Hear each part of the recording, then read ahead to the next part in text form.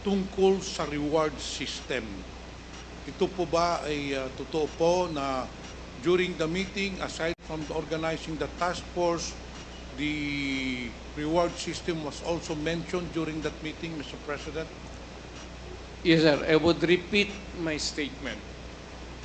If there is a police operation that would need money, at lahat, alam naman ng lahat tayo dito sa gobyerno, there is no ready money for instant, there is an incident of kidnapping and there's a hot pursuit going on. Naghahabulan sila, sir. Kailangan nila ng gasolina, pati pera. Nagbibigay tayo ng pera. I pro-police talaga ako. Kaya ako rin nagturo talaga sa police kasi police,